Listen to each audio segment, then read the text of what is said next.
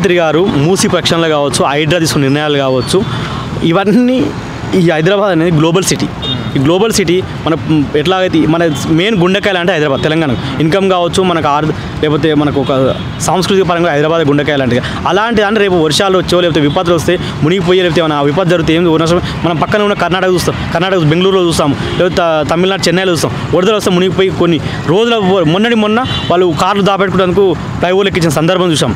బెంగళూరు లాంటి సిటీలో మొత్తం అసలు వర్షాలు వస్తే ఎక్కడో ఆగమాగం ఉన్న పరిస్థితి. అలాంటి విపత్తు భవిష్యత్తు రావద్దని చెప్పి కృతనిశ్చయంతో పేదలకు ఎక్కడ అన్యాయం జరగకుండా కేవలం బడా బాబులు ఎవరైతే పామౌదులు కట్టుకొని మొన్న డ్రగ్స్ బాటిల్ లాంటి చేసుకున్న ఎవరైతే ఉన్నారో అలాంటి వాళ్ళే మాత్రం కొలుస్తున్నాడు. ఎన్టీఆర్ నాగార్జున పేదోడా అండి? లేదు కదా. స్వచ్ఛందంగా పోతున్నారు. రేవంత్ రెడ్డి గారు, ముఖ్యమంత్రి రేవంత్ రెడ్డి గారు క్లియర్గా డబుల్ బెడ్రూమ్ ఇస్తున్నారు.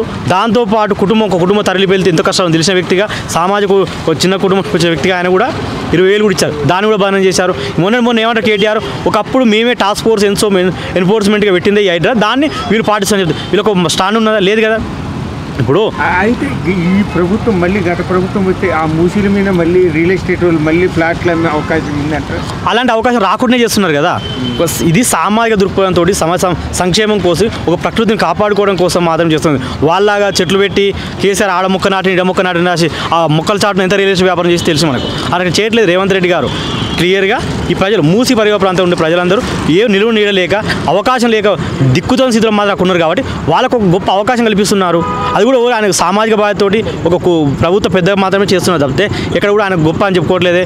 వాళ్ళేగా చెట్లు పెట్టాం మేము, మా సంతోష్ కుమార్ పెట్టిండు, అది పర్యావరణం కాపాడడం కదా. అంటే గత 10 సంవత్సరాల నుంటే ఏదైతే టీఆర్ఎస్ కానీ బీఆర్ఎస్ కానీ వచ్చి అవుతుంది, కానీ గతంలోనే ఆల్రెడీ ఆ ఇళ్ళు ఆ ఫ్లాట్లు మూసీల మీదనే ఉన్నాయి. మేము అప్పుడే పట్టాలు వాటి మీదనే లోన్లు కూడా ఇచ్చారు. బ్యాంకు వాళ్ళు లోన్లు ఎందుకు ఇచ్చారు? ఇవ్వకపోయి ఉంటే ఆ రోజు మేము తీసుకునే వాళ్ళం కాదు కదా. అప్పులు చేసి మరి ఇల్లు కొనుక్కున్నాం, బ్యాంకులలో తీసుకున్నాం. చిన్న పిల్లలు ఈరోజు రోడ్ల మీద పడిపోయాము.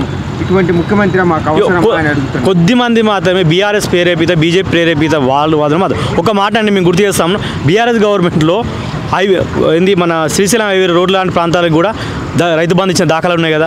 అంటే దాన్ని కూడా వాళ్ళకి పట్ట ఇచ్చేదమ్మా మనం. రోడేమని కూడా తీసుకున్నారు, పట్ట తీసుకున్నారు వాళ్ళందరూ.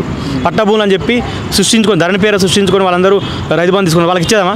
కొన్ని ఉంటాయి, నువ్వు అక్రమం చేసుకో, అక్రమ నిర్మాణం తెలిసి మనకు ఒక చెరువులో కుంటల చెరువు కూల్చేసి కూడా నువ్వు ఇప్పుడు మియాపూరు, కూకరపల్లి లాంటి ప్రాంతాలకు పోతే సినిమా హీరోలు కావచ్చు, బిజినెస్ మ్యాన్లు మొత్తం అపార్ట్మెంట్లు, విల్లాసులు మొత్తం కబ్జా చేసినాయి కదా. వాళ్ళు మనం చూస్తాం వర్షం కాలం వచ్చినప్పుడు అవి నాది మునిగిపోయింది, అప్పటికప్పుడు జగపతి బాబు కూడా నా విల్లా మునిగిపోయిందని చెప్పుకున్నాడు. ఇలా కళ్ళ ముందు జరిగేటివే కదా ఇవన్నీ. ప్రజాప్రభుత్వంలో రేవంత్ రెడ్డి గారి నాయకత్వంలో ఇవన్నీ ఓర్వలేక మాత్రమే కేసు ఏం చేయాలో అర్థమవుతుంది. ఇప్పటికీ అంటున్నాము, ఈ రాష్ట్ర ప్రజలు నీకు 10 ఏళ్ళ అధికారాన్ని ఇచ్చారు, ప్రతిపక్ష నాయకుడు నీకు అవకాశం ఇచ్చారు. ఇప్పటికీ కేసీఆర్ అంటూ అవుపిస్తున్నాడు మనకి. ఇక్కడ ముఖ్యమంత్రి ప్రతిపక్ష నాయకుడు అంటే ఇటువంటి సమస్యను బయటికి రా. మరి నీకు ముఖ్యమంత్రి గారికి ఎంత బాధ్యత ఉంటుందో ప్రతిపక్ష నాయకుడు అంతే బాధ్యత ఉంటుంది కదా. నేను 10 ఏళ్ళు ముఖ్యమంత్రి చేశాం కదా తెలంగాణ రాష్ట్రంలో. మీకు ఇప్పటివరకు ఎందుకు మరి బయటికి రావట్లేదు? అధికారం ఉంటుందో లేదో పామోలో అనుకుంటారా? ఇలా కవిత గారు ఎక్కడ పోయారు? ఇలా ఎవరు? వాళ్ళ ఆధిపత్య పోరు కోసం, హరీష్ రావు కేటీ ఆధిపత్య పోరు కోసం ఏం చేయాలో దిక్కుతోని సుద్దులో వాళ్ళందరూ బయట కోసం ఏమంటే 144 సెక్షన్ అంటారు అన్నట్టు. ఇలా ధర్నా చౌకులు ఎత్తివేసింది ఎవరు? కోదండరామ్ లాంటి వాళ్ళ ఇల్లు తలుపు బద్దలు కొట్టి చేసిన వాళ్ళు ఇలా అందరూ ధర్నాలు చేసుకుంటారు కదా.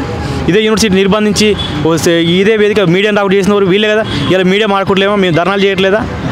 ప్రజాస్వామ్య దేశంలో ప్రశ్నించే హక్కు ప్రతి భవన్కుంటుందని చెప్పి రేవంత్ రెడ్డి ముఖ్యమంత్రి గారు డైరెక్ట్ చెప్పారు. దానికి అనుగుణంగా ధర్నాలు చేసుకుంటున్నారు, అంత రోడ్డు మీద చేసుకుంటారు కదా. అది ఎందుకు దీన్ని కొద్దిమంది కుట్రపూరితంగా ఈ ఒక ఇచ్చిన స్వేచ్ఛను దుర్వినియోగం చేస్తూ రాష్ట్రంలో అల్లరు సృష్టించడం కోసం చేస్తున్నాం. కుట్రదారుల పైన మాత్రం ఒక చట్టం ఉపయోగిస్తున్నారు. అదే సామాన్యంలో ధర్నాలు చేసుకోవాలని చెప్తున్నారు. ఆశా వర్కర్ చేసుకున్నారు, మొన్న మా నిర్దోష సోదరులు చేసుకున్నారు, అందరూ చేసుకున్నారు. ప్రవళికల అంటే అమ్మాయి చనిపోయిన రోజు మేము అందరం పోతే అలా మేము అందరం పోతే మమ్మల్ని లాఠీ చార్జ్ చేసి కేసు పెట్టారు.